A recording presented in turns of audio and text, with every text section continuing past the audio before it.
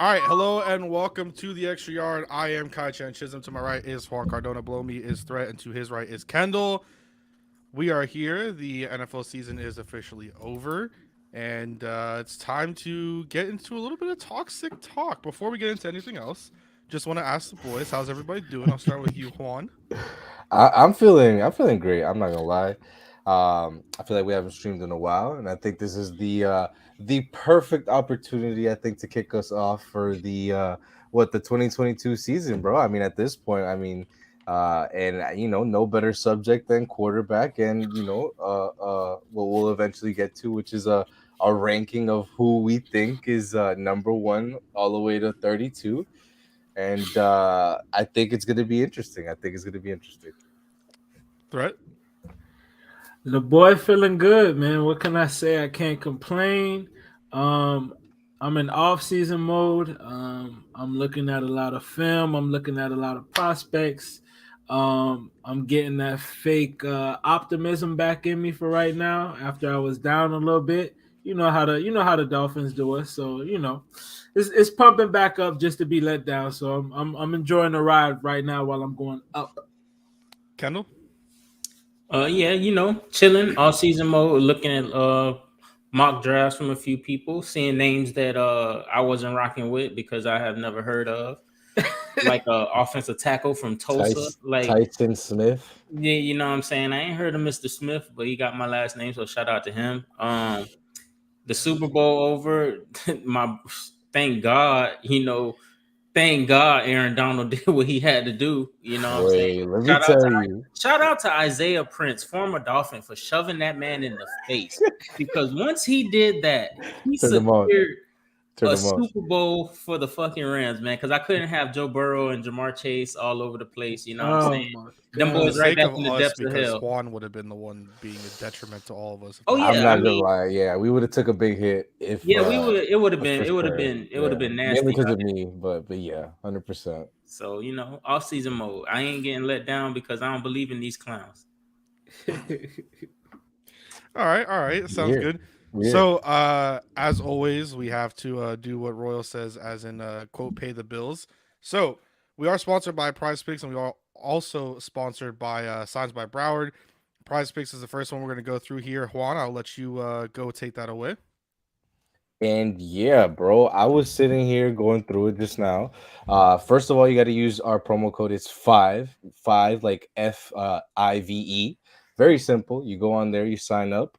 And not only do they have like the obvious stuff like basketball, but Kai, I was seeing they actually got soccer in here, bro. They got like Harry Kane, they got Mo Salah, they got I'm not gonna try to pronounce that. Yeah, Sadio Mane, like Trent Alexander-Arnold. Yeah. So I mean they got a lot you could do, right? Just because NFL's over doesn't mean you still can't get your gamble on and get lit. And what's the code that everyone can use again? You got to be specific here for this. FIVE. Perfect. Thank you. That's code 5. All right, and then also signs from Broward and Fort Lauderdale. This is the website that you have here. You can find them at signsbrowardfortlauderdale.com and check out stuff that they have. You look at their products for their indoor signs, outdoor signs, and see all this beautiful work if you want to get something done for your business, or if you want to just get something done. Maybe you're doing a rec league, something like that. They service South Florida, and they also design most of the signs that you see across Fort Lauderdale and Las Olas specifically. You can find them at signsbrowardfortlauderdale.com, or also follow them on Twitter at signsbroward. So we want to thank them and Prize Picks for sponsoring the show. So before we get into the toxic side of everything, because I know you boys want to get toxic, and this has been a conversation for many, many days now, especially inside of the chat. We want to talk about Mike McDaniel. He's rounded out his staff. Everything's officially done and dusted. Threat, what do you think about the final staff from Mike McDaniel and what he's been able to put together? I like it. I'm not gonna say I don't dislike. I dislike it. I'm cool. I think they're really trying to swoop the fans in with this nostalgia, getting the cornerback tandem back together. I think they really, really dug deep to try to win the fans back with that move. I'm still, on edge about how the season ended and what we did early on in the offseason, our offseason. But I do like the way he rounded off the staff with a little bit of nostalgia. I do like some of the weapons that we did get from the 49ers. I'm iffy about how the O-line plays out. A lot of the fans over there actually did not even like him, but the Dolphins guys seem to embrace him. I'm not sure how that's playing out, but we'll see how it plays out. A lot of guys are offensive line minded, so it's a lot of emphasis on trench play. Let's just get it right. That's all that I care about, man. Get the trench play right, get the quarterback play right, and let's get the ball rolling. And by there, are you talking about like Lem Jean-Pierre specifically? In terms of oh no, because he took a backseat role. He took an assistant role, so he's not even on my radar. Because 9 times out of 10, a lot of these guys can't even name an assistant coaches on the staff, anyways. So I'm talking about the other guy that we got from the college ranks. I forgot his name, Applebum or something like that. Yeah. That sound like cheeks, man. I'm just being real. Yeah. It's like a teacher, right, Juan? You've been very high on the teacher thing. You're saying that all of a sudden decided to. We listen, Kai. Teacher roles and looking for teachers has just started in Miami. Mike McDaniels has reinvented the wheel, and we've somehow been able to get really good teachers now, as opposed to before. And I want to shit on it. I really do, but I guess I am somewhat impressed, right? I do like, for instance, Wes Welker. I do like the obviously the Pat and the Surtain, like the Madison. Like it's just, to me, it shows them McDaniel's trying to have some type of creativity as to what he's trying to do. Lem taking a back seat was interesting. I do feel like he's like, at this point he's just like, bro, it ain't me, dog. Like you gonna see me, like it's truly not me. It's what you put on, what you gave me, right? And in my whole theme for the whole offseason has been the defensive side of the ball, Kai. So I think keeping Josh Boyer is going to be an interesting move, and we're gonna I like the fact that we're gonna get answers, right? We're gonna know. No, because I think we're gonna find out who exactly was making decisions around here. Who gets the credit for who, for what? I'm gonna be real. I know you didn't talk yet, Ken. I'm gonna be real, and I'm gonna state my piece now. I am very anti Josh Boyer. I'm gonna keep it a bean. I'm gonna just keep it a stag. I think he's, for what reason? I think he's a fraud. I think he's a fraud. I seen some of the tweets, some of the reports that we've seen that about how he was misusing guys early on in the season, and he had some of his duty stripped from him. I'm very, very, very, very concerned also about him losing one of his top assistants. So he's got to show me. I'm from the show me state, so he's got to show me something for real. So even with, and I guess I'll throw this to you, Kendall. So even with him losing Austin Clark and getting the guys in Sam Madison and getting a guy in like Patrick Surtain, like that's more of an issue of losing Clark, or are you fine with bringing in two, I guess you could say Dolphins legends? You mean GA? Or whoever he lost that. I think GA, it was Austin Clark. I think they fired I mean, Austin. I just see Austin Clark's name here. That's why I was kind of confused. I wasn't sure who it was specifically. Not Austin Clark. It was someone else that they fired. I'm sorry. Yeah, GA. I mean, it's just like Juan said. Was it Juan or a threat? I don't know. Someone tugging on the heartstrings, like with the Sam Madison, like Surtain, like it sounds good. You know what I'm saying? And it smooths over like fans that really, really follow in depth, like the whole GA thing, because it's like, oh, you brought two of our studs, like from our like early 2000s when we had a defense, the best defenses that we've had since what we've seen since 2020, at least I would say. Those are our best defensive years. But yeah, like it's interesting. Threat say he from the show me state. I'm from the gun shaped state. And I'm gonna be letting that chopper rip on Josh Boyer ass because I also do think he's fraud as well. I don't know. I just feel like it's not too many people like accepting the fact that this defense might take a dramatic step back. Like that was like the first thing with me, and then it just got doubled down like after the whole flow thing. But then when they let GA go, and then finding out, you know, that like he was the one who got moved up to the booth, and like that's when everything took a change. And then, you know, you hear that he was working like up close and personal with Holland and Brandon Jones. So it's like now it just makes you question things, and because it's like Brandon Jones ain't good in coverage, like, you know, but it's like, how is it gonna go from there? But in terms of offense, yeah, everybody seems to have like this offensive line like type of background. So I like that because the offense is ass. And you know, like the quarterback coach, you know what I'm saying, experienced guy. You know what I'm saying? Lord knows we need it. Because, you know, we tried to, you know, get to his guy last year. That didn't really work out. So it's good to see a guy who's just like, you know, experienced, and he's been working with a lot of people. So even though that ain't really worked for Trevor, but we're going to blame that on Urban Meyer. We're going to blame it all on Urban Meyer? I ain't blaming it all on Urban Meyer, but I'm going to blame 75% of it. The other. So you give Trevor a pass? I'll be nice. I just want to see how this goes. You know, we're definitely gonna get into this. I'll give him a pass now. If we're giving Trevor a pass because of his situation, I mean, I'll give Trevor a pass to make now, you sound but like once a we get to my hypocrite or list, anything. I'll give him a pass right now. I think Kai knows the order of the list. I think he's Oh, I haven't looked at the order at all. I was beating that Kanye traffic, you know. Okay. Someone wanted to go to the Kanye concert today, but the other three people here, you know, two of them. Man, shout out to Lim, man. My dog Lim stayed on style. Fuck all y'all haters out there on Dolphin Twitter.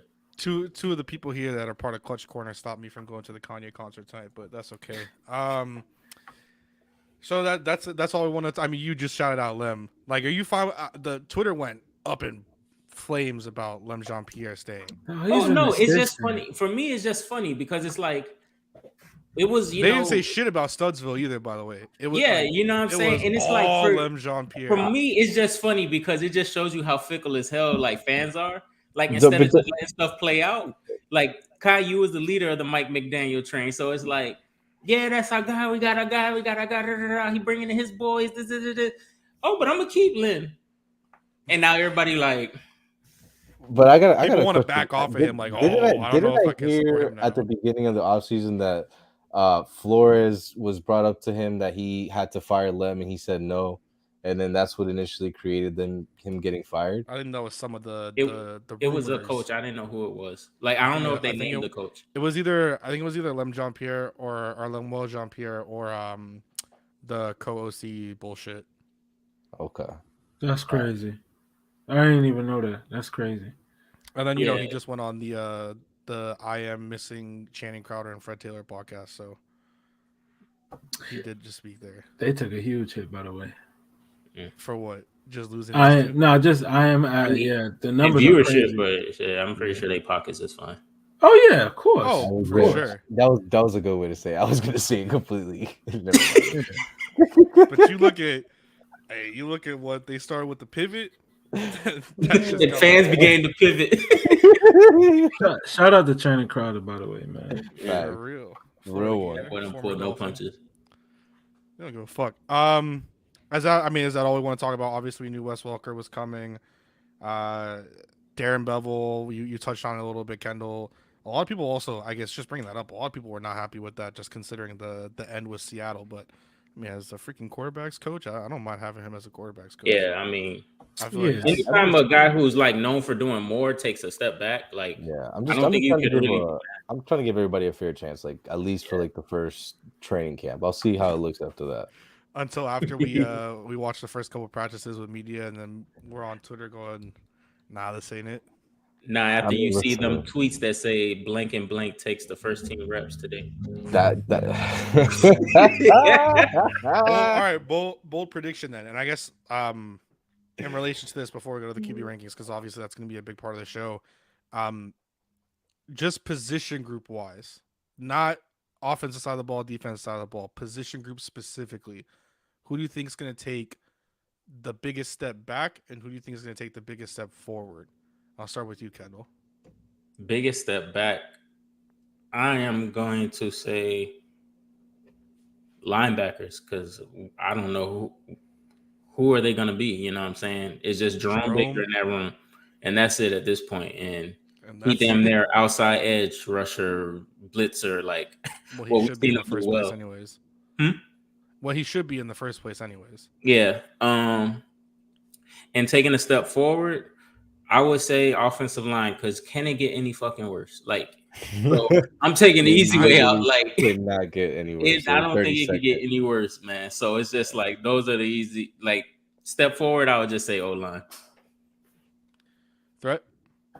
I'm gonna say a shocker. I'm gonna go taking a step back. The defensive back room.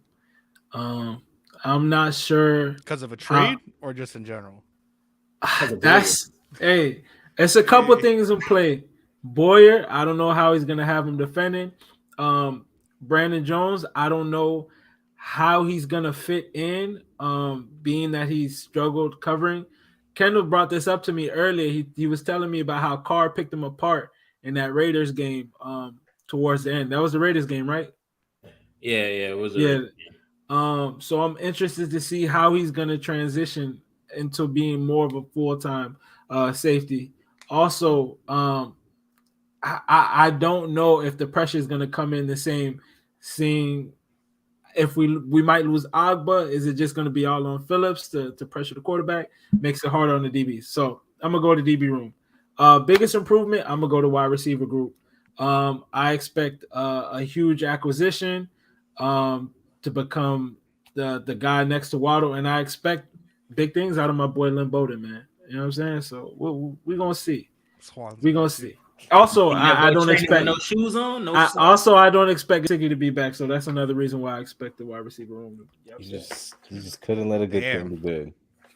Juan, I'm surprised because I'm gonna piggyback off of both of you guys. So the biggest room that I think is gonna take a step back, and it's kind of like Threat, you mentioned it. For me, it's gonna be the D line, because whether Agba comes back or not, I think, and I want to be like, I don't want to be definitive about it because I want to give Boyer a chance, but I don't think he was the guy pulling the string. I don't think he was the guy really at the end of the day taking responsibility for that defense. So I think we're gonna see a step back from guys like Agba, from guys like Rowe, but really just the D line in general. Just because I think they're young, they were really put in good positions to succeed. With Wilkins having a career year last year, JP should have growth, but these are all depending on Boyer being that dude, right? And then for me, the other room that I was gonna pinpoint at as being a step up, and it's because what Kendall said is the O-line room can't get any worse, right? But for me, it's the ones who are gonna benefit from that is the RBs, whether it's Gaskin or whether it's whoever we draft. Like at this point, like they literally will be made look to look better, in my opinion. So they're gonna be in general, whether it's adding somebody in the draft or somebody in free agency or just whoever we have here. With Duke or anybody, they're gonna be a lot better than we had last year. I think I would have to agree with the defensive line taking a step back, but I don't know. I don't think there's any other like area that you could really say is going to take. I don't think that the corners are going to take a huge step back. I can maybe see just if we just separate like corners, like not say DBs, we separate like corners and safeties, and obviously you can say safeties just because of Brandon Jones.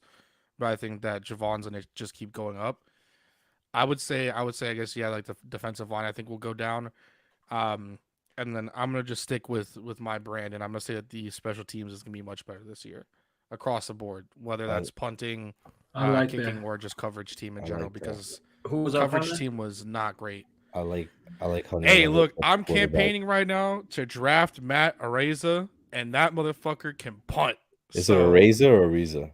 I think it's Araiza. It's like A-R-A-I-Z-A. I'm gonna butcher that shit if we draft that boy. He has the biggest leg in the draft as a punter, and I'm pushing for it to happen. So, but if we're still with Pilardi, then we're fucked. But that's what it is. I like how none of us said quarterback room, by the way. Because I think I think it's a given if you expect it. But I understand, right? We'll get into it. But to be fair, both ways though. I, not that I thought that I wasn't gonna say quarterback could get worse, but nah, I don't know. Yeah, I might have. I thought about it just as like a little jab, you know, a little something there. But just really quick here before we get into QB rankings. You mentioned it, Juan and Threat. You just mentioned a big acquisition. Jarvis Landry? Yes or no? I'm gonna say no. I'm good. I'll say no just because Waddle's on the inside, and that's really where Landry does his work. So it's like, but shit, if McDaniel can make it work, I was about to call him Rue. If McDaniel can make it work, then you know what I'm saying, I'm for it. You know what I'm saying? Because it's a weapon at the end of the day, but yeah, I would say no. Juan? There's no way I'm saying no to Juice. Like I'm sorry. Like I'll be rational with 99%, but like I grew up with that boy. Like I can't, dog. Like you bring that boy home, we start blocking with him, like whatever. I don't give a fuck how we go. So I give you an alternative to Juice. You go out there and you sign Juju. Yes. Yeah. What'd you say? You go out there and you sign Juju. I've been beating the Juju hammer for like 2 years. Better version than Juice right now. And we at least seen like evidence that he can play outside. Like, and if you get can fucking block, if you get Juju for like 5-6 mil, you could it's probably gonna be like 7 or 8. No, he just got paid that last year and he flopped, bro. He was injured. Yeah. So let's say you get him for 7 then. Let's say you get him for 7. I'm not gonna lie. I'll look at Will Ferrell and be like, bro, you want to come back for 5? But is his finger gonna be okay? I don't give a fuck. We'll figure it out when we get that's there. A serious injury too, bro. Dolphins Twitter needs to apologize to Will Fuller because that shit was a lot more serious than. No, but I mean, look, whatever. Like at the end of the day, he came here. He got paid 10 mil to 2 catches and 53 yards, whatever it was. Shout out to that boy. So I mean, touchdown. Yeah, like would have won the game. Yeah, I know. But you know, like he's produced, bro. He's produced at a high level in the NFL, and for me, I don't like to just throw away guys like that. Like I know people are dying to get rid of Devontae Parker. I, for one, just the guy's getting paid like $5.5 million next year. Like it's just so stupid just to even talk about it. Like, what are you doing? Like for what? Like, oh, you bring him in and then you know you get rid of him and then you bring in Juju. It's like, well, why don't you just stack talent on top of talent? Like what? There's like this fascination in Dolphins Twitter where you have to like add a piece and you have to get rid of somebody else. It's like, no, they're more willing to let go of Devontae Parker than they are Albert Wilson, which is the shocker of all shockers. Listen, Albert Wilson is anti first down, so I can't with him. Like truly cannot. Training camp myth, dog. Should have known as soon as Omar Kelly hyped him up. Anyways, so we'll get into the big topic now, and it's the thing that I think you all have been especially Juan and Kendall. I mean, Threat comes in there every now and then with a little jab towards something, but Juan and most definitely Kendall are the 2 biggest anti-Tua Tagovailoa people I've ever met in my entire life, bro. Bro, you should take a stroll through Twitter, bro. You might be some. I thought Twitter was bad, but Kendall, he just. I don't know, man. I'm starting to side with some of the people that think Kendall's just a little off the rocker because it gets a little crazy there. We have our QB rankings. I just wanted to be a watcher because I truthfully did not like go through and see any of it, and I didn't like go through and be like, all right, well, who's who and what's what. You ain't want no responsibility, B. Shut up. Exactly. No, I'll chime in and I'll tell you guys. They go screenshot this and they gonna flame me in 7 months. It's all right. I'll mention if I agree or disagree. We'll see how it goes. Shout out to Simba in the chat, by the way. Yeah. And Simba and Al both in the chat. Also, shout out, by the way. Oh, damn. I'd have to take all of us out. You can't really see it right now, but we have a new background. We have a new logo. We have the new video and everything like that. So that's all nice. Also doing a little spring cleaning with some of the pictures that I had brought up and stuff like that. I have a couple that Kendall might like when they come up and the time is right for that. So that boy got it loaded. You guys went down to 34 quarterbacks. Technically, Juan went 4. But pretty much 33, 32. Kendall stuck with a 32 threat. Went a little down as well. All of you agree with your first choice. I don't want to bring it up just because it's not a graphic. Graphic's just a Google sheet. You all agree with your first choice. You went with Mahomes. No one's gonna have Mr. Two-Time as the number one quarterback in the NFL. It's because of his COVID toe, or what's the deal? Who? Who's Two-Time? Mr. Two-Time, Aaron Rodgers. Oh no. Sorry, bro. I forgot how to pronounce this guy's name, but the ESPN guy didn't even have Mahomes in the top 5. That was Acho, whatever, his brother, whatever. Idiot. Come on, dog. Be for real. He has a New York clickbait, bro. I don't get it. I don't get it. You saw how he was going at that dude on Twitter too? Yeah, but how he wanted to fight? Yeah, he's corny. Acho was calling him a backup, and I was sitting there like, bro, you were a backup in the NFL? Like, be for real, backup, bro. But so you guys all think Mahomes unanimous number one quarterback in the NFL? That's I don't even think it's a question. Like the only way you could beat him is if he's already like beating himself. Like if he's on his shit, there's like he can dump 21 in a quarter like nothing, bro. Like it's just 28, bro. Like it just does not make sense, dude. That dude is insane, and like he'll kill himself sometimes too because he'll be trying to do the extra the extra shit, but. Had a couple games where he was trying to recreate the hype with the no look pass and then chilled out a little bit. Brian Flores, known QB killer. I don't know. He held him down for 3.5 quarters. I was gonna say that I feel like we held him to his worst game, one of his worst games. No. And you still look at his worst game. Period. You still look at the stat line though. It's like we would kill. That was definitely like his worst game. We would kill for that stat line though. Yeah. Still, even as bad as that game was, which is crazy to think about how good he is. He's on another level. He's a Martian. Yeah. So that's it. Just not even a question. Just Patrick. Yeah, it's his time, bro. It's literally his time for just everything. Yeah. All right. So you guys disagree on number 2. COVID toe is number 2 there for you, Juan. Kendall and Threat both say Josh Allen. I think that's a very interesting one because I feel, and two of you included a player that didn't play in the NFL last year. I disagree where you put one of you where you put said player. But you guys are kind of torn. Pretty much Kendall and Threat have Rodgers at 3. Juan, you have Rodgers at 2, and then Josh Allen for 3. Is it a coin flip? I guess just to ask you, Juan, since you're the odd man out there, between Josh Allen and Aaron Rodgers, or is it just you think that Rodgers is just ahead of him? No, I think Rodgers. I mean, I think Josh Allen still has to catch up to Rodgers.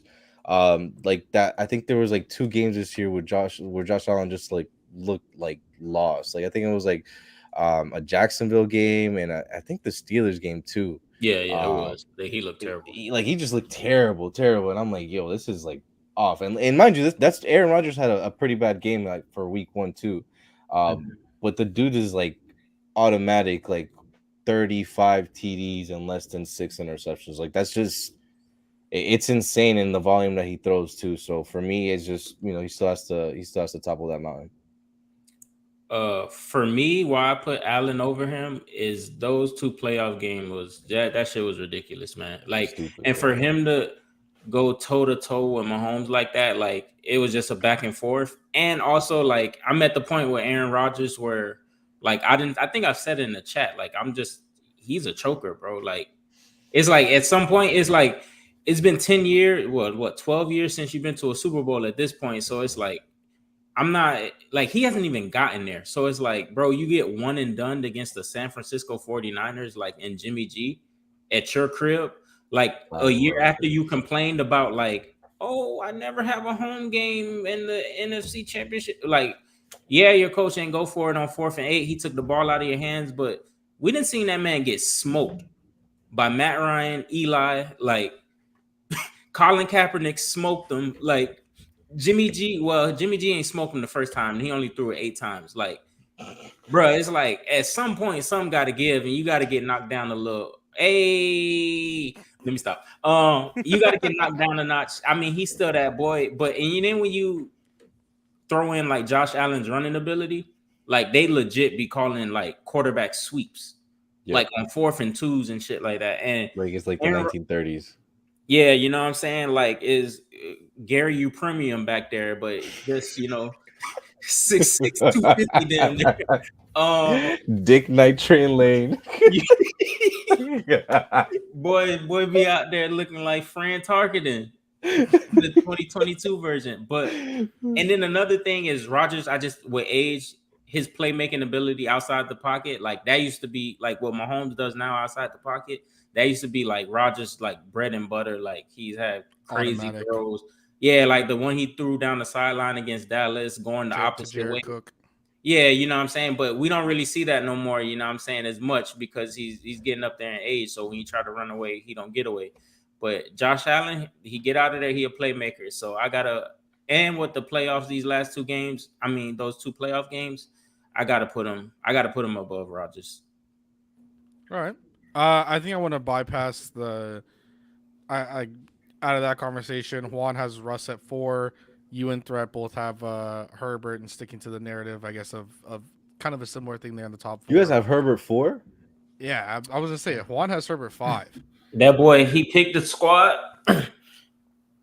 He be carrying. Listen, I know. I ain't gonna argue with you there, bro. That boy be carrying.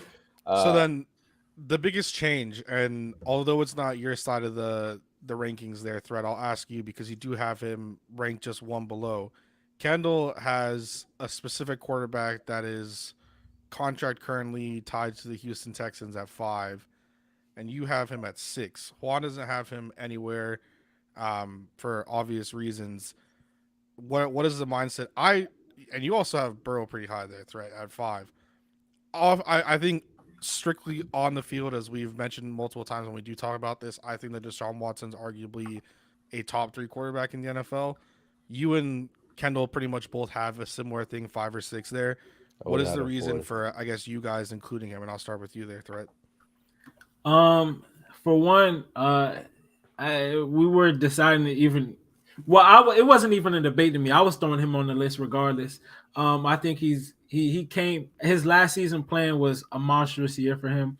And they won 4-12, which is insane. Which is crazy how and I know JJ Watt was like Watt at the end of the season was like, I let him down.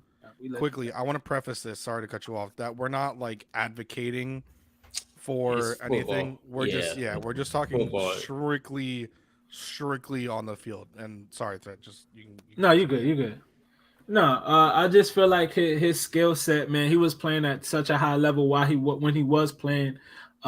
He can do it all, man. We see glimpses of what Mahomes do with him. We seen the 4th quarter comeback against the Bills in the playoffs. We seen magic from this guy time and time again, and I think he's just upper echelon, and he needs to be in that 1, 2, 3 conversation. The only reason why he's not there right now is because he took a layoff, and I don't know if he's going to even play the next season. But just from a standpoint of what I saw from the last time we saw him, it was amazing what we saw from him on the field. And I just feel like I couldn't disrespect him and put him under 5. So that was like basically my cutoff spot. I couldn't put him lower than that because I'll just be dishonest if I'm being real. So he's definitely in my top 5 for sure. He's a lock. Gotta be. Yeah, I went off, it's technically like, he got a situation, but technically he's still in the league. So it's like I put him there. I put him under Herbert just because he hadn't played. And for Herbert to double down and like do what he did this year, like after the man just got thrown into the fire. So I and to not see Watson play this year, so I gave him credit. It's like, Herbert would have made the playoffs if his coach wasn't an idiot and not a call to timeout, most likely. So, yeah, and, Watson has done unbelievable things. It's not, I don't think we can, deny that part. And even, the number 1 guy on the list, and what he went toe-to-toe with him for, 3 quarters, you know what I'm saying? He put up he jumped out 24-0 on him, you know what I'm saying, in Arrowhead. So it's like we just seen unbelievable things from him. Like Threat said, to come back. So that's why he gets top 5 spot for me. Juan, any comment? Just because I know you left him out, but just out of the I would have question there. I would have definitely put him at fourth though. It would have been him fourth and then Russ at fifth. No, like I, for sure, like everything they said, like he's a special talent when he plays. He's somebody who's IQ is off the charts and can realistically just manipulate the field. Um, I just for me, Russ is probably I think higher than you guys.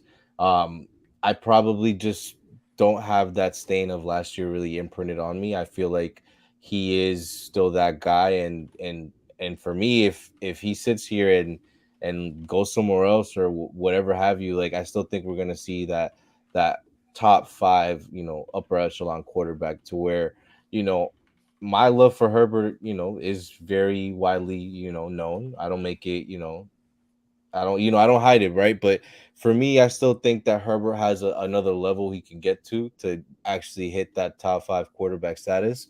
Because for all the good games that he had, it would always be 3 quarters of excellence and then 1 quarter of like questionable play. Um, and then he also had like the game with with the Texans too, right? I think the only thing is like people don't really realize like the guy is also in his second year, right? Just like another quarterback that we have, uh, but he's still young and he's still growing. So for me, I think he's sixth for me in my opinion at this point. One, I'll ask you when it comes to Russell Wilson, and this is why I like knocked him down to 6.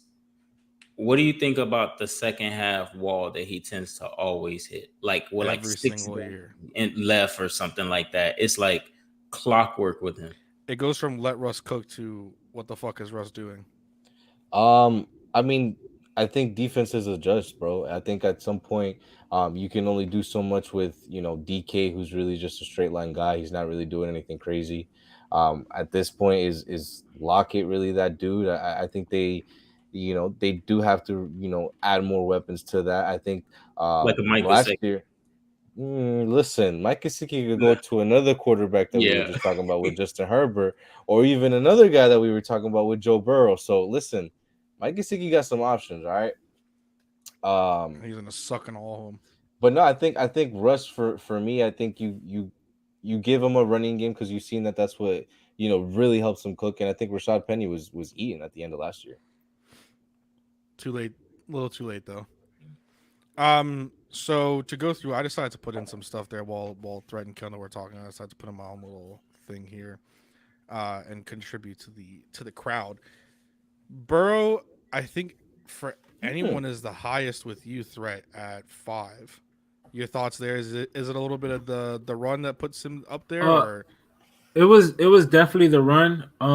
Really, I wanted to put him at 6. I don't know why I'm putting him at 5, but I really wanted to put him at 6. But either way, it was the run, and I feel like between him and Burrow, between him and Herbert, it's been neck and neck the first 2 seasons, and I just feel like I had to, give him some props for the Super Bowl run, even though people would say, "Hey, the defense shouldered a lot of that load for him throughout the run," which is true. But he did have some monstrous moments. He did have some big games. He did have some big throws, some big clutch time throws as well. I just feel like his pocket presence, the way he steps up in the pocket, is among the best in all of football. And it's up there with Tua. I feel like them two. I feel like that's Tua's best trait. I feel like in the pocket, Burrow just separates himself, and I just needed to add that into the element of why I put him up so high. I just feel like his pocket presence is probably tier 1. shit? On the last play of the game, if they gave him more time, he had a wide open Jamar Chase who cooked the shit out of Jalen Ramsey. Yeah, no, he tripped over his foot, and by that time, he was in the grass. But you get bro. me, like yeah, but I don't think Ramsey would even look back. Like it's like once he looked back, he just kept looking because you see like Donald wrapped around him. I mean, Aaron Donald is just as you guys said, he got provoked and he just went on an absolute tear. Probably one of the best, I guess, like second half Super Bowl performances that we've seen in quite some time from a defensive player. I think the last time you can kind of compare that dominance is what his own teammate Von Miller with the Broncos. in terms of just one man wrecking crew on defense being the ultimate stopper. But they even have Malik Jackson, so yeah. One thing to go down a little bit further, just because it's something I find interesting, because I didn't expect this out of Kendall very specifically. Everyone knows that I'm a Lamar Jackson hater. I think he needs to improve on his throwing. I did not expect someone like Kendall, who is, I feel like, a big advocate for Lamar sometimes, to have him down at 8, the lowest out of anyone. Even I, just inputting now, put him at 7. Threat put him at 7. Of course, Broward Man himself has him at 6. A reason, although you and Threat do have one agreement with me for a different quarterback, and we'll get into that, but your reason for Lamar being there at 8? Because I have to give Stafford ahead of him, essentially.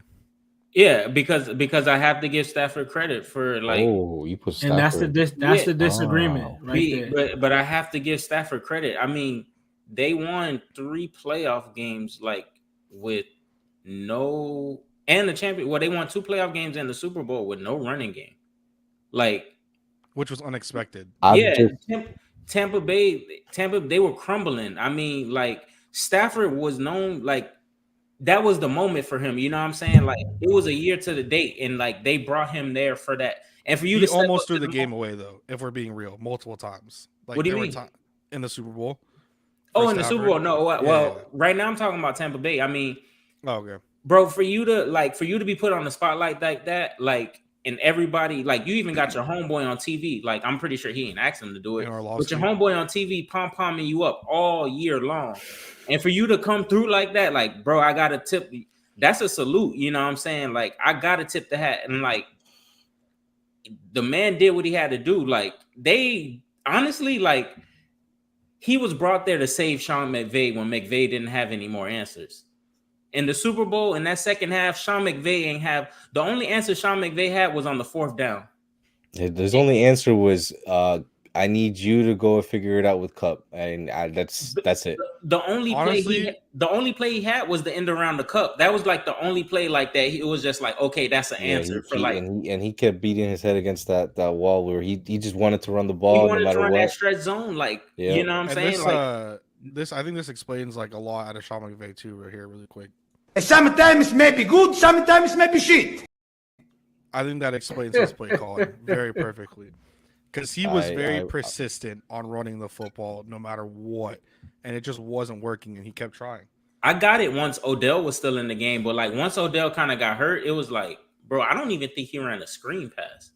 Like, I think the game plan was definitely to make Odell the Super Bowl MVP. Like, it was, for sure. It was they were targeting him early and often. We were gonna let you double Cup, and by all means, Odell's gonna eat, and he was eating by all accounts, right? I think he didn't know how to adjust to that. I also don't think he really knew how to adjust to how the Bengals were aligning. Like, they were lining up like shading inside to where like you can't really run stretch zone because you can't really double somebody like that. And then I think for me it was like nobody else really stepped up. Like, I think Higbee was out, Van Jefferson was, rightfully so, probably, thinking about something else with the baby or whatever have you. Like, he didn't really perform. A down game. Yeah. And I don't think anybody really. I don't know who number 18 is. I can't even remember his name. Like, they were off. Like, their timing was off. Like the whole. Yeah. So I think I get why you want to give Stafford the credit. I'm so anti-Stafford. They don't win that game. And look, I've seen good Stafford, bro. I've seen him as a rookie, with one arm broken or whatever it was. Like, to me, he's just like, he's like a cooler Jimmy G. See, you are I don't know if I like that one. Maybe I'm wild. But I don't know if maybe I'm wild. I just see it as like Jimmy G. He's like a stronger arm, like, could get it there, but like, would I want to sell would I give everything up for him? Like, nah, bro. Like, I'm not. I don't view him that high. Yeah, that's exactly what I wanted to get into. So for me, I break it down into tiers almost. Tier 1 guys, the Mahomes, the Allens, is like, how the fuck do we stop these guys? These guys are unstoppable. Just pray. My tier 2 guys are very good players, very elite players. They're borderline almost there, but they could be had. And then it gets to that tier 3 where it's guys who are good, but you can scheme to beat them, or they're prone to making mistakes. Guys like Stafford, guys like Russ. I feel like those guys are so prone, and that's why I couldn't put Stafford above Lamar. But I feel like Lamar is unstoppable. I feel like I feel like, what are you scheming to beat Lamar though? What are you doing? Thursday night football. Thursday night football. They at that like, boy. Every quarterback has that game. You know what I'm saying? But Lamar's been having consistent, Lamar has consistent games where he can't throw the football. Listen. I'm not gonna. He was MVP candidate before that game. That's why he put that team literally on his shoulders. That's why I got Lamar above Burrow. That's why I have Lamar above Burrow, because Lamar carries as well. I also have Lamar above Burrow because Lamar carries as well. He's different. I know that Ravens team, and bro, the amount of torn ACLs they had, by the time that week 8 came or whenever it was that we played, they were legitimately on their 7th-string running back. You can only do so much. All I'm gonna say is remember these excuses when we get a little bit lower, because y'all like to make excuses for everybody. Oh, I'm not making no excuse for nobody. No, I know you're not. Hey, Kendall, you're a realist. All right? Hey, but the two boys, let them know. The one from Broward over there, he's making... The only thing I said was every quarterback has those games. I still feel like you're praying to stop Lamar, because he can do it in the air. He can do it on the ground. He can't do it in the air. Yeah, he can do it in the air. Come on, stop playing with that. He showed you a couple times. And let's not forget that KC comeback game, by the way. Stunning. We gonna do that? Oh, the Lamar one. Yeah, not the two. Wait, who you thought I was talking about? I was like, I thought you were talking about the 201, bro. I was about to say, we ain't gonna do that. All right. I don't know, man. I got my own thoughts. 9 and 10. I disagree with Juan's 9, and then we'll get into that. But Threat, you have Russ 9th? Yeah. I have Russ 9 for the simple fact, dog, that second half, he's a totally different quarterback. So I don't know which one to judge. Am I judging the first half Russ, or am I judging? So I'm gonna just go by what I saw with my own eyes in the later ends of the season. And Kendall, you got Burrow 10th? Bro, I thought Burrow 10 is a little too low. That's for y'all. That's my list. All right. Break it down first. Okay. I put Dak at 9, right? And then I proceeded to put Burrow at 10. But not breakdown. All right, Burrow. He was fire against the Chiefs in that second half, and he had, it was a real. It was. Did you see the week 17 versus? I was gonna get to that. You know what I'm saying? He was fire in week 17, but I'm just talking about the playoff run. That getting to the Super Bowl got you in the top 10. You know what I'm saying? I believe that NFL it's a such thing as lightning in a bottle years. You know what I'm saying? So I'm not gonna move you too high. That's why I put Stafford at 7, because Stafford has good years where his team was shitty as hell, he wasn't winning, but the man got propped into the big stage and on the Super Bowl contending team, and he went and did what he had to do. Joe can start off the season next year 7-1 or type shit, and he'll be in my top 5. If Watson ain't playing, which I don't think he will be, he gonna be in my top 5.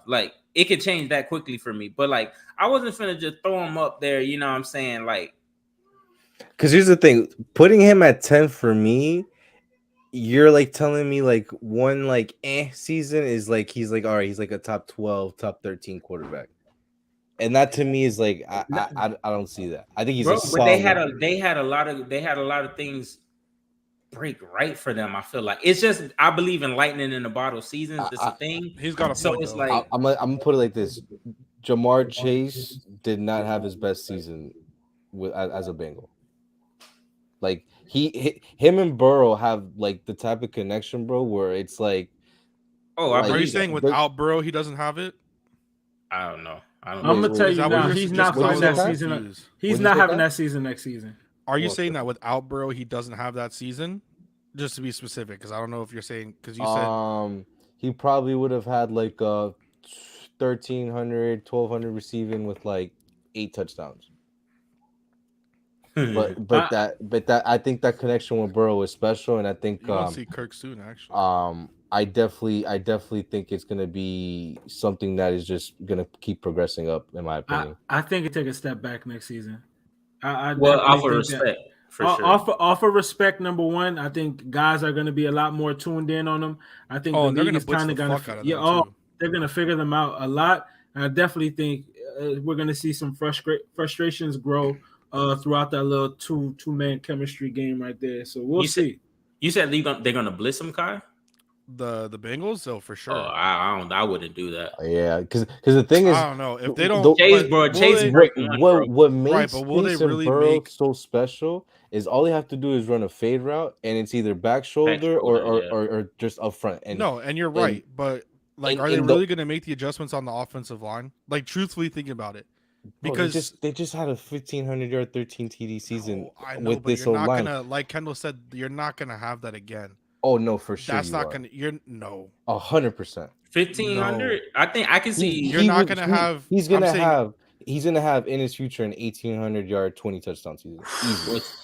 Easily. Yeah, I say that with zero doubt in my mind, just because Jamar Chase is 21 years old. He did this shit as a 19-year-old fucking freshman or sophomore, whatever he was.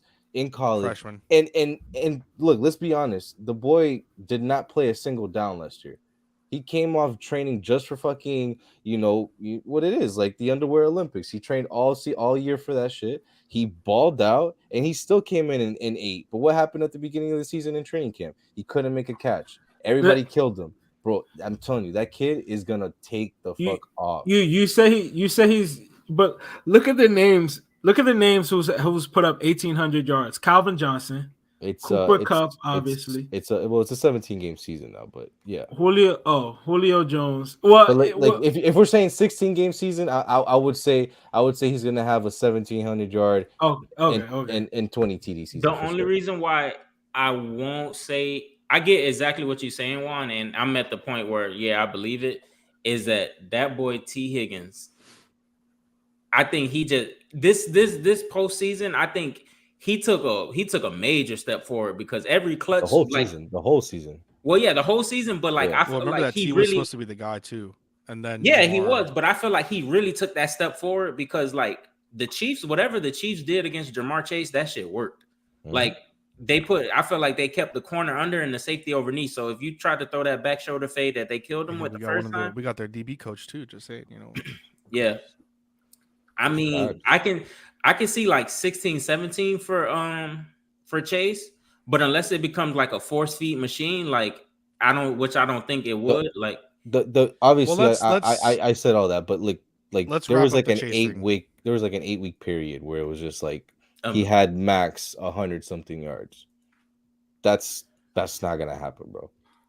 All right, well let's wrap up the Chase thing here and reveal then now what 11 and 12 here for the quarterback stuff. So immediately it seems like most of it's between Derek Carr and Kirk Cousins, and then threat you have Kyler Murray there at number 11. Yeah, your thoughts on Kyler Murray? I think Kyler Murray is a little bit of a fraud. I think his size is, bro. I would just say real quick, I've been saying this shit since his draft year. I mean, like. Kai has him below Kirk at this point. Yeah, I have him in the same spot that Kendall does. He gives me, and I hate to throw this out for basketball sense, but he gives me Russell Westbrook vibes. I definitely think he be padding them stats a little bit. You know what I'm saying? He look real good fantasy wise, but I don't think he's him at all. That's why. And then I guess unanimous otherwise that Kirk is they're at 12 besides threat having Kyler. And that's funny. I'm a Kirk Cousins guy. I'm a Kirk Cousins advocate, but I don't have him that high, by the way. But all right, I'm an advocate for Kirk though. And then now we get pretty much solidly with Carr there too at 11. Yeah, pretty much. And then Kirk getting a little bit of respect. I feel like Kirk gets too bad of a rap, and I think it's because he's the first ever he's just fully like guaranteed look, contract. if you want him to be Aaron Rodgers and all these top one quarterbacks, he's not. Yeah. But if you go in there and you're like, yeah, look, he's not a top, he's not at worst he's a top 15, top 12 quarterback, then you can work with that. Good enough to win with, bro. Yeah. Oh yeah, for sure, good enough to win with. So then it gets into, I guess now we start to get into the Nitty gritty of things, and we'll try to rattle this off because of course we'll get into higher conversations here. But the next three, I think me and Kendall are tied here at 13. Kendall, I have my reason for Kyler Murray. What do you have for your reason there? Kyler Murray, he hasn't been in the league and shown like the consistency as long, but and I would say with like Matt Ryan, like his age, he's getting older, like so I had to put him under. Damn, Captain you have Kirk. him under Wentz too. Yeah. Huh? You have no. Matt Ryan even under Wentz. No, right? I have Matt Ryan right before him. Oh, you're right. Yeah. How is Tannehill so high up, man? Hey, I'm gonna be real. That one caught my eye. Yeah, for real? What? That caught my eye. Did we watch the same second half of the season in the same playoff game? Did we watch Tannehill without a running game together? It's like we saw him from his first 7 years. Yeah, I was about to say, did you see them first 7? I saw him. I saw that boy drop 34 on us. Though I don't know. I don't know. And it was an inclement weather because it was him. It was inclement weather, guys. It was him, not the 198 rushing yards given up by the Dolphins to third string backs. I ain't gonna lie. When Tannehill was playing, I was seeing flashbacks of Josh Allen, dog. I didn't know what the hell was going on. I'm gonna be real. Yeah, we couldn't stop his ass. Oh my god. Let's not even. I don't even want to get to it. To top off my side on the Kyler Murray thing, just because since I am in agreement with Kendall and even a lot of what Threat said, and obviously this might be a little bit stupid for certain things, but I base a lot of my evaluations sometimes on people, especially since I do not watch tape. I'm not the one that's going to sit here and say I do like some frauds on Dolphins Twitter, but I base a lot of stuff on like interviews. Like literally, I remember watching Kyler go on the Dan Patrick show, and I was like, "This dude's not going to be a good NFL. Like he's not going to be a great." That's literally where it came off of. Yeah, the Tua interview was the one that got me. I was like, "Yeah, he's going to be him." Nah, like it was the way that he was talking and the demeanor he was having, and then just the whole circus that him and his agent and his father all went through with the whole baseball thing. It threw me off completely. It was just one of those things where I was like, I just don't. He didn't really know the game. Gonna be it. Yeah. And I don't know. I mean, as both Threat and Kendall said, he hasn't really won shit, and now he's like requesting a trade from the Cardinals, maybe potentially. Like, I don't know. I'll trade for him. Don't play with me. It just doesn't make sense to me. I think that's unfortunate. That part I won't put on Kyler. Like, I think that's more like the whole like as soon as his contract is up, or the extension come around, like it like attitude problems. That's funny in the light to me on the Cardinals part. Wait, why? Well, of course they have to go at it. I have. Wait, Hurts, what was that comment? I have Hurts being a playoff quarterback. Is that it's nothing wrong with it. I think everybody on this panel. I don't know what Kyle looks like, but I think everybody got Hurts over Tua. My man. I guess I have him a little higher than everybody else because he's definitely higher. Yeah, he's higher than on mine. All right, so let's reveal the next 5 here as we start to go through this. So next 5 highlighted here, we got Tannehill there at what? 16, I think. No, I can't see. Yeah, 16. we 15. can't. You got it. No, I have it on the other thing. It's at 15, or 16. There for myself and what Threat, Mac Jones there for Juan because of course, Juan. That's just your guy. Oh yeah, I mean, but like who else was I gonna put above Mac Jones? Like he's a playoff quarterback as well. My thinking process there was I get the 2 Alabama guys, playoff quarterbacks, and I value a little, Jalen Hurts' running ability a little more. So it's like for me, that was kind of obvious. Mac Jones also too. I did it strategically where I think he was 16th, because I just see him as a middle of the pack guy. I don't think he's anything special. I also don't think he's anything trash. I mean, Kai, you were here. Like, I was very adamant that the 49ers should have drafted him third overall. I'm pretty sure You've been I very was adamant that Mac Jones is like the next coming of Jesus Christ. No, incorrect. If we're gonna be accurate, what I said was I don't see how we can disparage Mac Jones and praise Tua in the same sentence. Like, they're like Kendall, or well, I'm not gonna call him out, but as someone here says, they're kind of like two sides of a coin. Like, it's Same literally coin, different sides, man. like, Hey, same coin, different so sides. that was my thinking of putting Hurts and Mac Jones back to back like that. And for me, I would say that 16 to 18 range was tricky. Like, I see all three of those guys as the same. And I legit put Wentz first because standalone player, like up to this point, he's the best of the three. Like, the man finished second in MVP. He got his team like number 1 seed, like, and that was on him. Jimmy G, you know what I'm saying? He's been more consistent a little bit long. Well, probably the same time as Tannehill, but I just trust him a little bit more than Tannehill. Maybe because Tannehill was my quarterback for 7 years and he was straight dumpster juice, booty cheeks, apple bum. Don't rock with that boy. And then we got Winston because that boy did the 30 for 30. That's iconic. Like, he put up numbers at the end of the day. You know what I'm saying? And then my boy Gardner, because Gardner. Yeah, so I wanted to touch on Gardner, man, and I think me and Juan got Gardner the highest out of everybody else, just by like one, I think. But I think the consensus, other than Kai, is that we have Gardner. Oh, you got him the highest? Wait, I can't tell. No, Juan does by one. Yeah. Juan does by one. But I mean, if I would have had DW fourth, I think me and Kendall would have had him at the same spot. Oh, wait, it's Juan, Kendall, me? Okay. Oh, okay, yeah. So yeah, Minshew for me, I think it's cool. I think Minshew, I think we saw the difference in play with Minshew. Like, if you look at what Trevor Lawrence put up this past year, and granted, it's a different coaching staff, different scheme, different whatever, but the weaponry is kind of the same. And I hear a lot of the excuses for Lawrence is look at the weapons that he has. I mean, Gardner had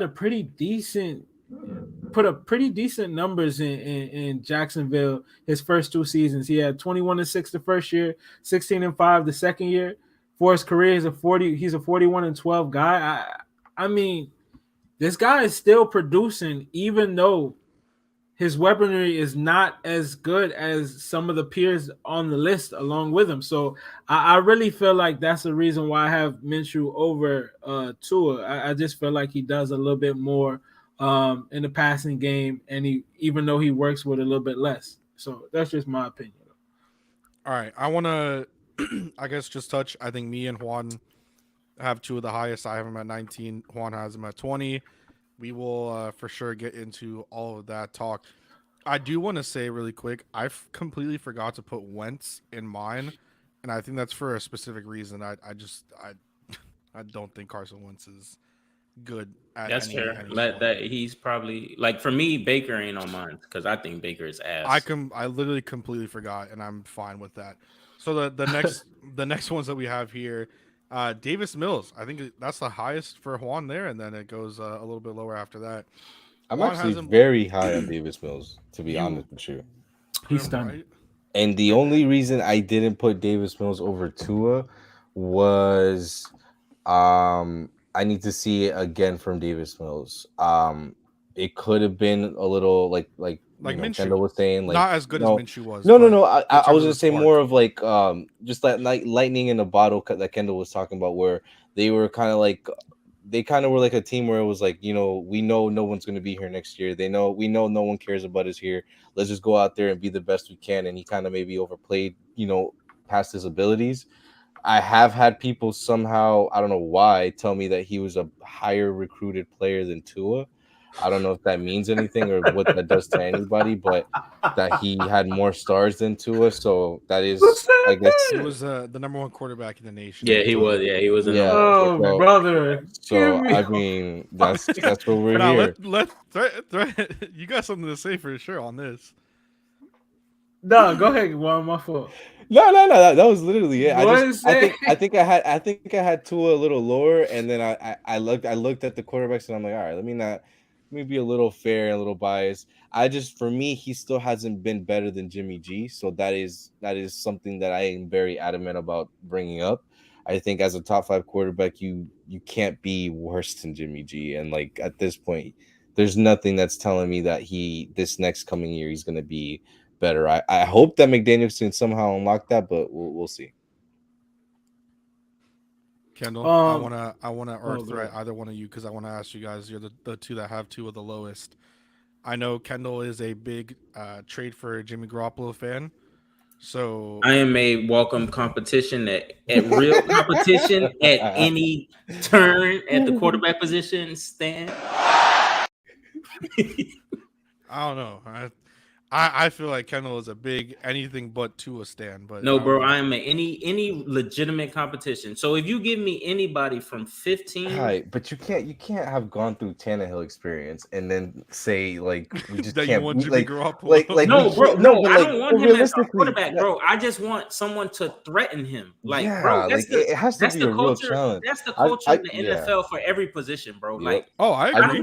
I gave you two names. I agree. It was Mariota and who was the other name? And Trubisky and Mitch. Bro, I even said Trubisky and Kai poo-pooed me like I was a fool. Bro, I don't know. That conversation that was happening the other day, you were not having a serious conversation with me because that conversation was a joke. I don't remember that one. I'm talking about our last stream. Like, bro, I just want to see him in a quarterback competition. Like, let's see. I can understand that, but I feel like it's just, I don't know. Maybe it's just because I feel like there are higher expectations, but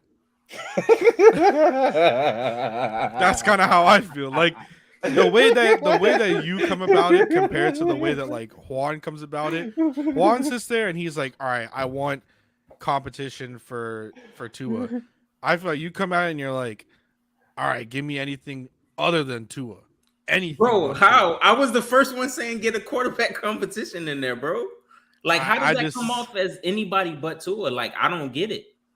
I feel like that's just the mentality. And he's a top 5 pick, bro. Like, he's in year 3. Like, he doesn't deserve to just be. He had that last year, the de facto starter. He got that shit. Like, we should be past that, bro. Like, to pressure bust pipes, bro. Like, it bust pipes all the time. Or it makes diamonds. The question then comes in. The question then comes in, and I'll ask this to you, Threat, because I know you're about to jump in here. It's like, all right, then what are you trading for realistically? Like, you're gonna go out there and you're gonna send picks or something to, like, the Eagles for Minshew. You're gonna go out there and you're gonna get the contract of Jimmy Garoppolo. Like, what are you gonna do where it's competition that makes sense? If you're gonna ask there and sit there and beg for competition, it has to make sense. It can't be a Madden trade. Give me another Hawaiian punch. I'm not gonna lie. I was one of the first people on. I'm gonna just say I'm the first person to say bring Gardner Minshew in with that fucking trade.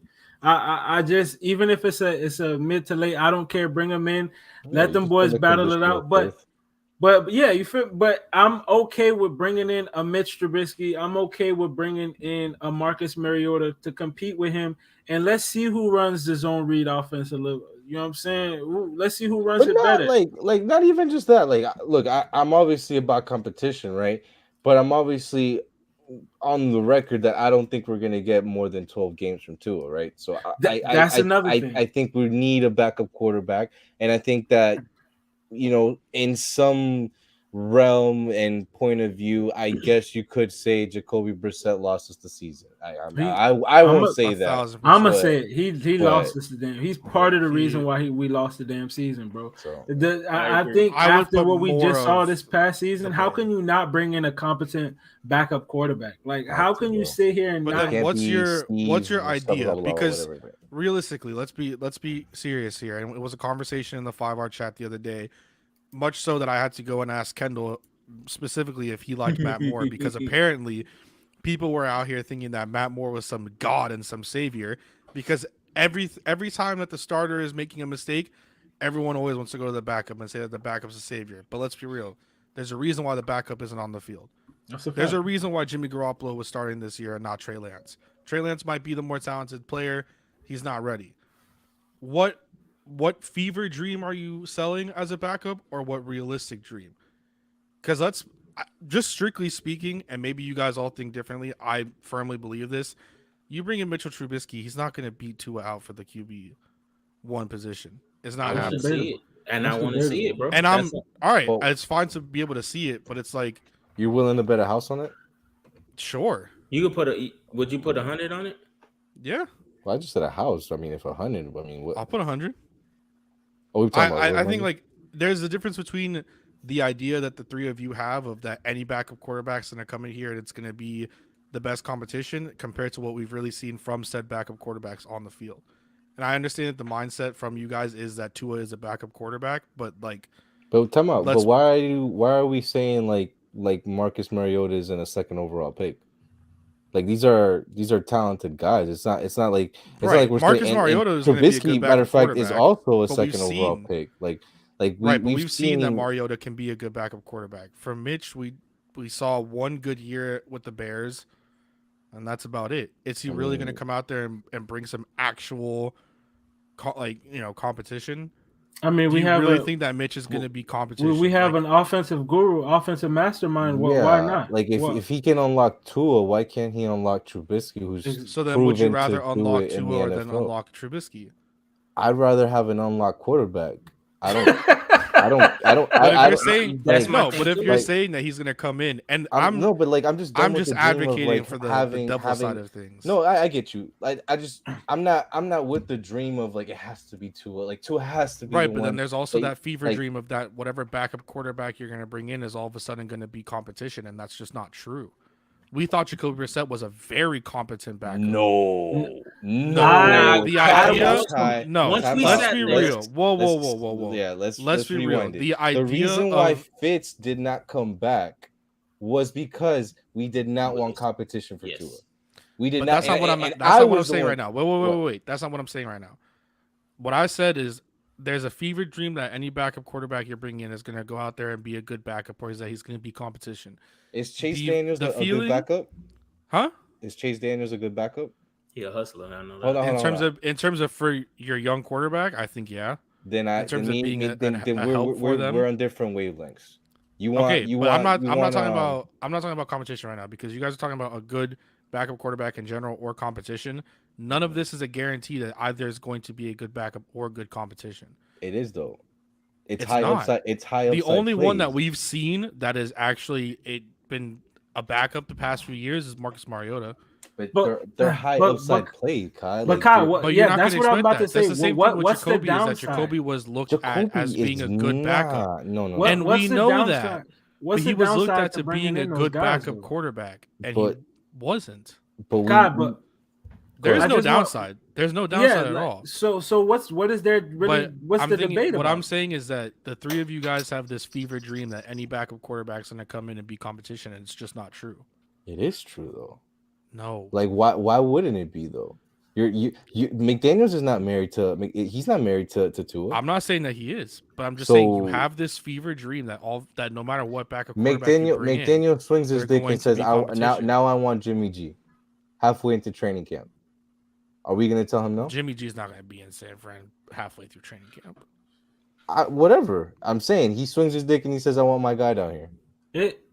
Are we gonna say no? Like no. You do what your coach wants. That's what I'm saying. To me, it at the end of the day, for better or for worse. If it's gonna be, does it have to be Tua that's unlocked? Nah, bro. I don't like for me. It could be Trubisky. It could be Mariota. It could be any quarterback. It could be a quarterback we draft in the 4th round for all I care.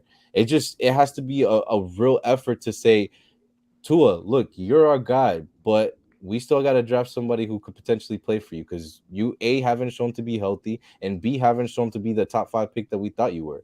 So whether it comes in the form of a coin flip of a player like Mariota, because look, Mariota got Tannehill, like he got his job taken away from him based off an injury. Who's to say he can't come in and do the same thing to our Hawaiian dude? Like I just, for me, it's not that it. No, but I'm being serious. But like, it's but you could sell me on bringing in Marcus Mariota as a legitimate backup quarterback.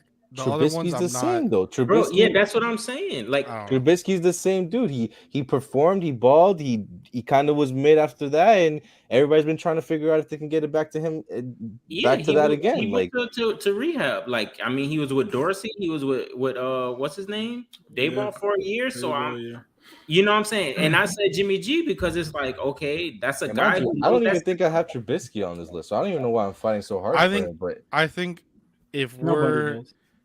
if we're really gonna go out here and be advocating, and again, I believe what I'm about to say first of all, and then I think again this is just arguing the other side of the coin.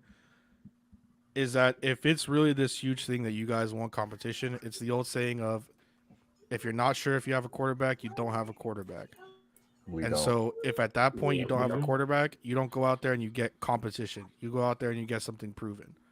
So this fever dream of any backup quarterback is going to be great, and that you need, competition is going to be competition no matter who it is. That can be great and all. But if you don't have a quarterback, you don't have a quarterback. You go out there and you go and try to make a trade for one of the top guys that wants out. You don't go out there and just try to make it work with any butt fuck quarterback you want to go out there and get. And that's just the truth. Like, if you guys really want to have competition, it's because you don't believe in the quarterback you have now. You go out there and you get something better. But why wouldn't I? And you stick with. No, absolutely not. Because that's like saying, you know what? I don't really believe in Brandon Jones, so I can't draft Javon Holland. No, like you build talent, you stack guys. Like, quarterback is a tricky position. Obviously, only one plays. But at the end of the day, has Tua done anything to sell you as the definitive guy that can come in with no questions asked? So no, I don't think it's out of the realm of the possibilities to say they could draft the quarterback in the 5th round. They could go high upside with Trubisky or fucking Mariota. But like, I just think that you think it's, well, they were a backup for a reason. All right, cool. They were second overall picks for a reason as well, though. I think that again, and I keep saying it. I think that there is a fever dream amongst the three of you, and especially in Kendall, that any backup quarterback is going to come out here and just all of a sudden be. Bro, like, I said two specific people. I said Jimmy G because he knows the system. Gardner because I just think he's a better player. You're not trading for Jimmy G's contract. Let's just for sure. I even said that. I said I'm not trading for him. Fuck it. I would wait it out. Like, make them. If anyone's trading for Jimmy G, it's gonna be probably. Yeah, I don't think anyone's gonna trade for him because everybody could just sit on their hands and be like, what are you gonna do? And they're gonna end up releasing him. Like, nah, someone will trade for him. There's too much money still in his contract. Someone will trade for him. They're not gonna bite that money. All right. Well, I don't know, bro. Like, I'm just saying, get a real legit competition or bring me death, bro. That's all I want. I just want competition. Let me get that shit tatted, bro. Fuck it, I'm done. Like, equal number of first team reps day one, and go from there. Whoever wins that day, they get the next day. Dolphins want to be an equal opportunity business. Here we go. Here's the chance. So let's write it out really quick, and then write out the rest of the show, and then close things out. I think we went down up until 25. So after that, I mean, is there anything else that sticks out in between? And I'll highlight it 26 through, I guess, 33 to 34 here, because Juan went all the way down up until then. I mean, it's just kind of the run of the mill. I don't even think I put Goff.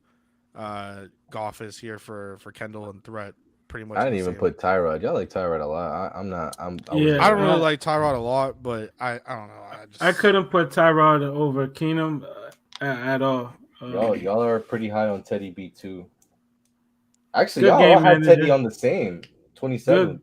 Good game manager. I think he's a borderline backup quarterback. Yeah, he's a borderline backup. Yeah, that's why I put him 31st. I don't, like I said earlier, if y'all think I don't like Tua, just know that I hate the fucking guts of Baker Mayfield. That boy is a gamer. He's a baller, playmaker, shot caller, and he's mid as hell. I think he's so overrated. Like, if you think I don't like Tua, bro, like Baker Mayfield. Who had Tua the highest? You, Kai, 18? I had him at 19. You had him at 20. And then Threat had him 22. Threat 22 and 23 for Kendall. That's not bad. I think we were all kind of around the ballpark. Fair, right? Yeah. I don't think anybody was. I think the most outrageous is Mac at 16, but I digress. You got me fucked up. You got me fucked up. You talking about? Stop it, Kai. I just don't understand how you can put Tua above Mac for real. Oh, whoa! We did not do that at all, right? I did do that. What? I put him by 2 spots. I put Tua made the playoffs. You guys aren't about to actually argue this side of this. Oh, it's a failure. I thought he was a playoff quarterback or a Pro Bowl quarterback. No. I'm not sitting here. I'm not the one, and you guys know this. I'm not the one that's going to sit here and say that Tua's a savior. Okay, but why'd you put Hurts over Tua? Wait. There's no way that you're going to go out here and you're actually going to argue playoff quarterback for Mac Jones or Pro Bowl. That's an end of the show type of thing if that's an actual argument that's about to be had. No, I'm not, but I just don't understand why you put Tua above Mac Jones.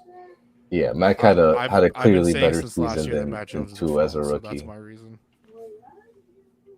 That Mac Jones a what?